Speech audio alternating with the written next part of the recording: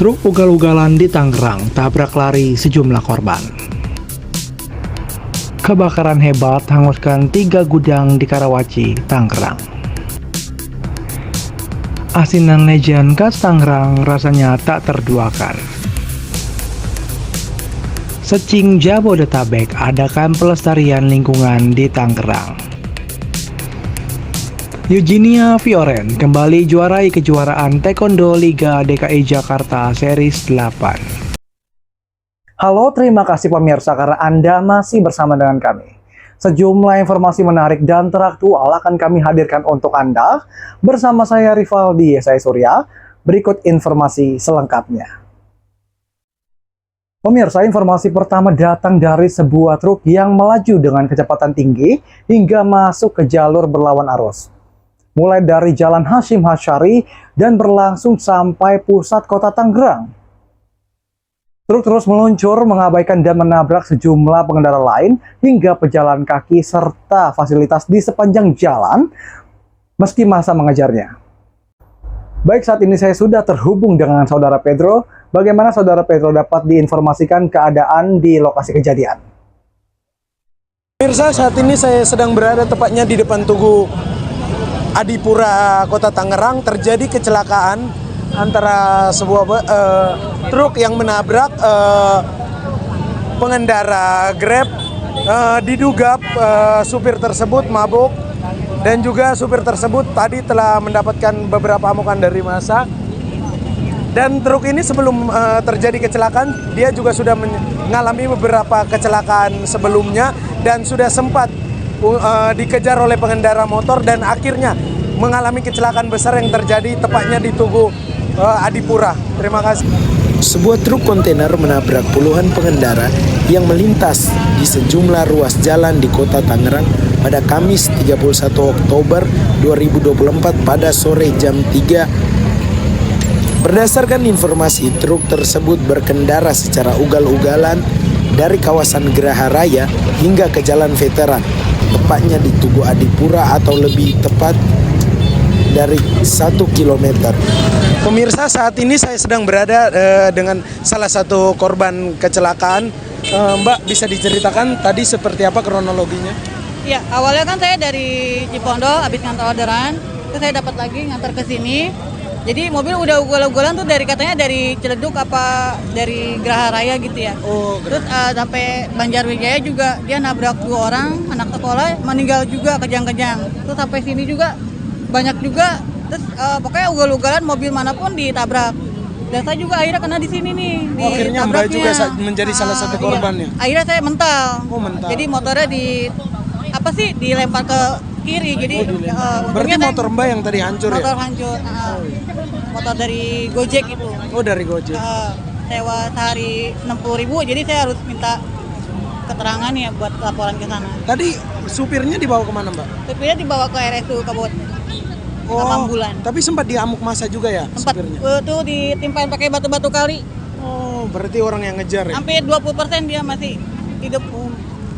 Berarti udah parah banget ya? Udah parah banget. Makasih banyak ya, Mbak ya. Iya, Terima kasih. Hingga saat ini belum diketahui berapa banyak jumlah korban jiwa yang meninggal dunia ataupun luka-luka, serta kerugian materi akibat aksi koboi supir truk kontainer tersebut. Sekian laporan berita dari saya, Pedro Adrianus Payongrean, pamit undur diri. Pemirsa, kita beralih ke informasi yang kedua. Kebakaran hebat melanda PT Berdikari dan Perindo di Jalan Imam Bonjol, Kecamatan Karawaci, Kota Tangerang. Pada Senin 28 Oktober 2024, sejak pukul 16.34 waktu Indonesia Barat.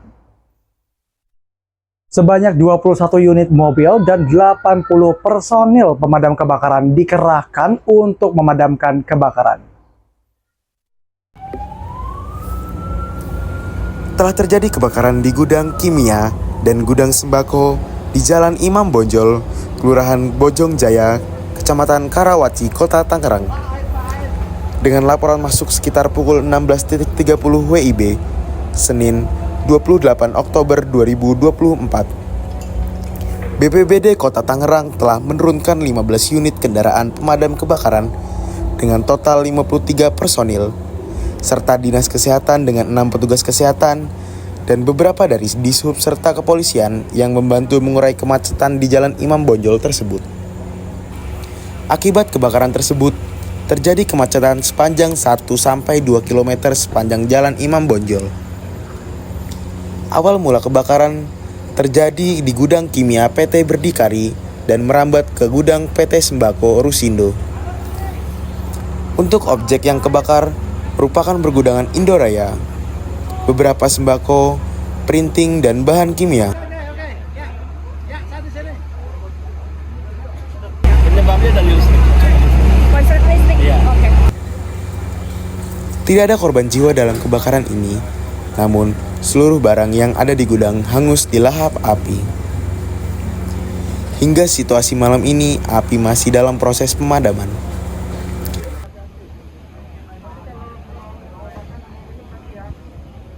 Kendala air. Airnya kurang ya? Kita nggak ada di sini sumber air. Air kita keluar. Bapak Syahri selaku Kepala UPT Cibodas menjelaskan, kesulitan penanganan pada kejadian kebakaran tersebut adalah sumber air. Pasalnya, isi dalam pabrik tersebut didominasi oleh plastik. Maka petugas membutuhkan waktu dan suplai air yang lebih banyak dari barang yang terbakar lainnya. Saya Dominikus, berada di tempat kejadian melaporkan. Terima kasih. Informasi berikutnya datang dari kegiatan konservasi lingkungan yang dilakukan oleh para muda-mudi Secing Tangerang pada 27 Oktober 2024. Di Depo Pelestarian Seci, Jalan Raya Legok, Kecamatan Karawaci, Kota Tangerang. Kegiatan ini dihadiri lebih dari 20 relawan Secing dan 30 sukarelawan. Seiring dengan semakin meningkatnya kepedulian terhadap pelestarian lingkungan, berbagai inovasi untuk mendaur ulang dan mengurangi limbah terus dikembangkan. Seperti kegiatan yang dilakukan oleh muda-mudi Secing Tangerang pada Minggu 27 Oktober yang terletak di Depo Pelestarian Lingkungan Seci di Jalan Raya Legok, Karawaci, Pagedangan, Kabupaten Tangerang, Banten. Kita sebagai anak muda tanya nih waktu kosong kita. Nah, jadinya saya datang ke sini untuk ya segera membantu. Kalau kita membantu sesama itu kan dari dalam hati kita itu muncul suatu perasaan bahagia, dan kita kan termasuk juga memberikan manfaat ke lingkungan. Guna adanya kegiatan ini untuk memotivasi para muda-muda agar bisa lebih peduli terhadap lingkungan dengan memanfaatkan segala sampah-sampah dan juga buah-buahan yang tidak terpakai bisa digunakan kembali. Kegiatan pelestarian ini sangat penting juga untuk dilakukan karena untuk membuat masyarakat kan biar mengenalkan cara mengelola sampah yang bisa didaur ulang atau sampah yang tidak.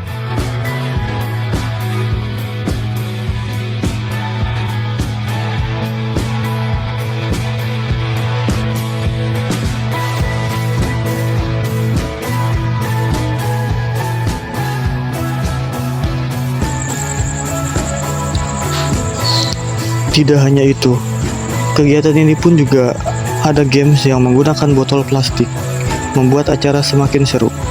Kegiatan ini dihadiri 20 relawan Secing dan 30 sukarelawan.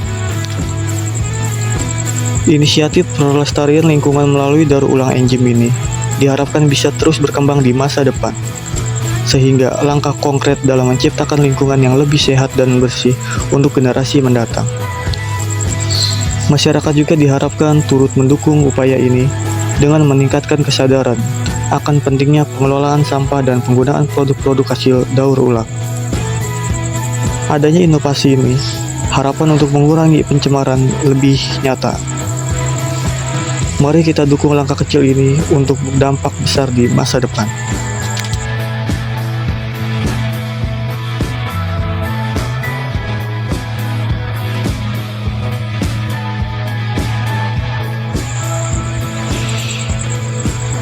Dengan daur ulang, barang-barang yang tidak terpakai diolah menjadi produk baru.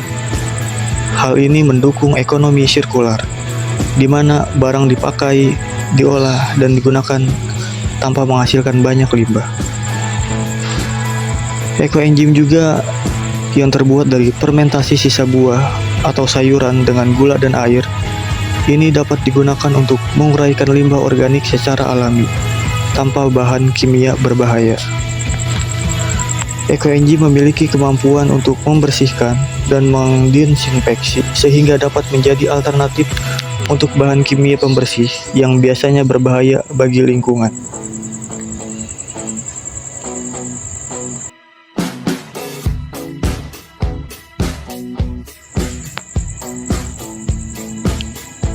Pembuatan eco-enzyme dari sampah organik membantu mengurangi emisi gas metana dan karbon dioksida yang biasa dihasilkan sampah saat organik terurai di TPA. Dengan memanfaatkan daur ulang dan eco-enzyme, kita bisa turut berperan dalam menciptakan lingkungan yang lebih bersih dan sehat.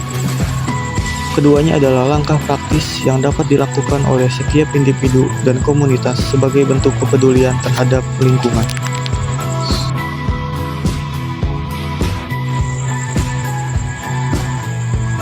Guna untuk meningkatkan kesadaran masyarakat akan pentingnya menjaga kelestarian lingkungan, Secing mengajak banyak sukarelawan untuk ikut ambil peran dalam kegiatan ini. Selain itu, juga ada paparan materi dari sepuh-sepuh untuk mengetahui apa itu eco-enzyme dan kegunaannya. Eco-enzyme berperan penting dalam memecah bahan-bahan kimia yang terkandung dalam plastik, sisa makanan, dan limbah organik lainnya, sehingga dapat diolah menjadi bahan baku yang ramah lingkungan.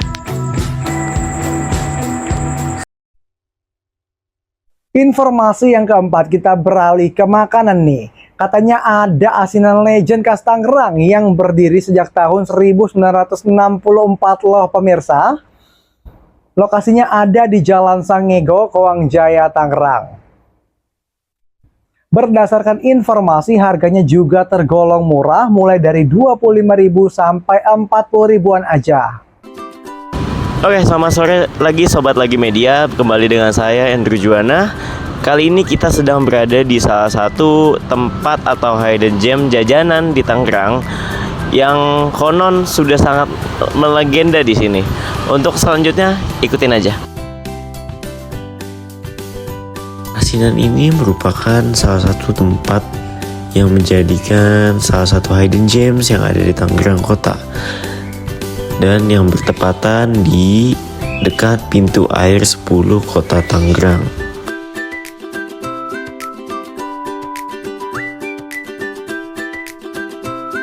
Oke, Sobat Lagi Media, kita sudah di samping dengan si penjualnya. Ayo kita tanya-tanya lagi yuk. Halo, selamat sore Ibu. Sore. Iya, boleh perkenalkan dulu Bu sebelumnya? Iya. Nama saya Ibu Legend. Ibu Legend. Ibu Legend. Oke, untuk asinan ini sudah berdiri sejak kapan ya Bu? Kalau boleh tahu. Tahun 64. Iya. 1964. Iya. Oke, cukup legend ya teman-teman. Apa sih Bu yang membedakan asinan ini dengan asinan lain Bu, selain legendnya mungkin Bu? Ini terkenalnya legendnya, soalnya daripada yang lain kan asinannya kurang enak. Oke. Jadi aku nih asinannya kan lebih enak. Oke. Jadi aku makanya disebutnya legend. Oke. Iya. Mungkin saya sekalian pesen ya Bu ya satu. Iya, Oke. silakan. Untuk range harganya nih Bu, kisaran harganya ini berapa ya Bu? Kalau boleh Harganya tahu. 25. 25.000 ya? Ada yang jumbo ya. Oke. Yang jumbo 40.000. Oke. Yang membedakan mungkin lebih banyak ya Bu ya? Banyak. Kalau jumbo semua dipisah kalau bakal keluar. Oh, oke. Kayak ke Ambon, ke Tiongkok, itu pesannya jumbo. Oke. Jadi ada dua macam ya Bu, yang biasa dengan yang jumbo ya? Ada. Oke teman-teman, mungkin segitu aja ya teman-teman wawancara dengan Ibu Legend ya. Oke.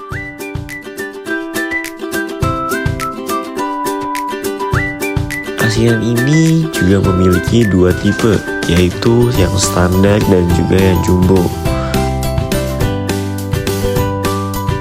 Untuk pembeli yang jumbo itu beragam sekali teman-teman, tidak hanya di Indonesia. mencakup luas juga menyampai Tiongkok.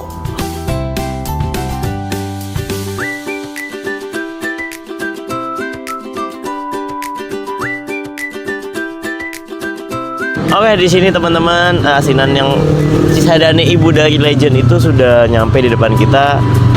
Porsinya cukup sangat banyak banget teman-teman. Bisa dilihat tumpeh teman-teman. Oke, langsung kita cobain aja ya teman-teman.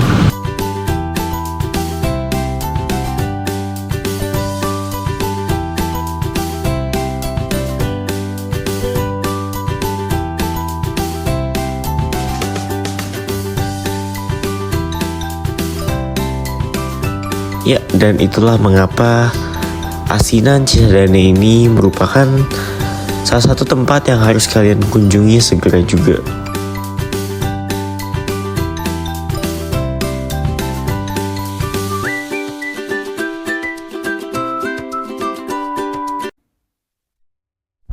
Turun di kelas Kyorugi pada kejuaraan Taekwondo Liga DKI Jakarta Series 8, Eugenia Fioren Dwilianto kembali mendapatkan gold dan menjadi juara pertama pada kejuaraan tersebut.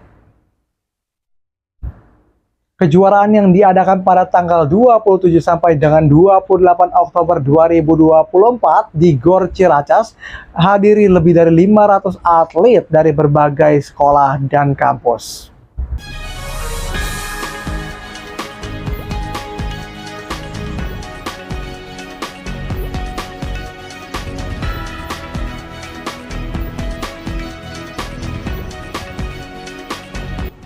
Eugenia Fioren, seorang pelatih taekwondo yang sudah bersabuk merah. Eugenia Fioren mengawali karirnya menjadi atlet taekwondo saat masih duduk di kelas 7 SMP. Ketertarikannya terhadap taekwondo karena ia suka dengan gaya bertarungnya dan bisa menjadi self defense untuk dia.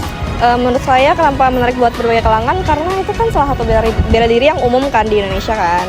Terus juga bisa ngelatih kamu secara fisik juga dan mental juga. Terus juga ada seninya kan taekwondo itu kan. Dan lagi kalau misalkan di taekwondo kita ini biasanya tuh anak-anak dimasukin tuh yang kecil-kecil tuh gara-gara mereka pemalu atau misalkan mereka dibully. Jadi biasanya anak-anak yang kayak gitu dimasukin orang tuanya. Sejauh ini mereka lebih better sih, maksudnya jadi lebih ada keberanian diri dia dan mereka jadi bisa ngedefense pas dibully atau segala macam gitu sih.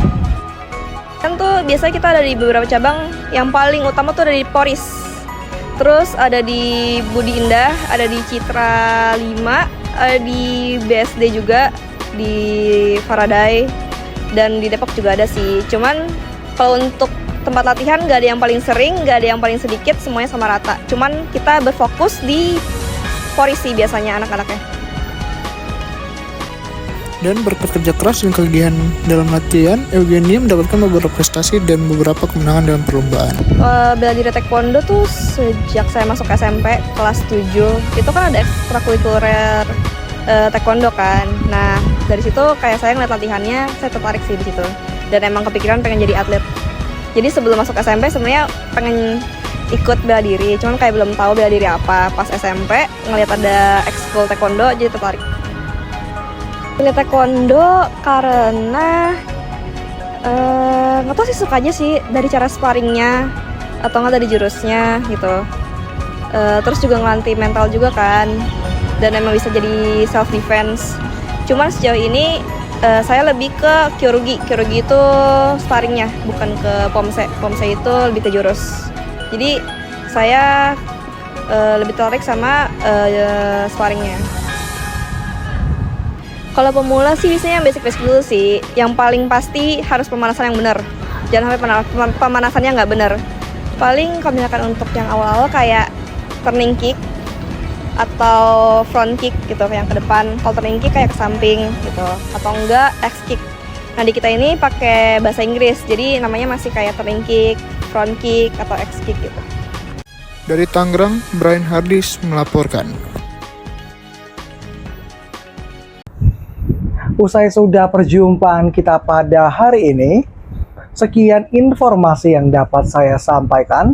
Saya Rivaldi Yesaya Surya dan segenap kru yang bertugas pamit undur diri.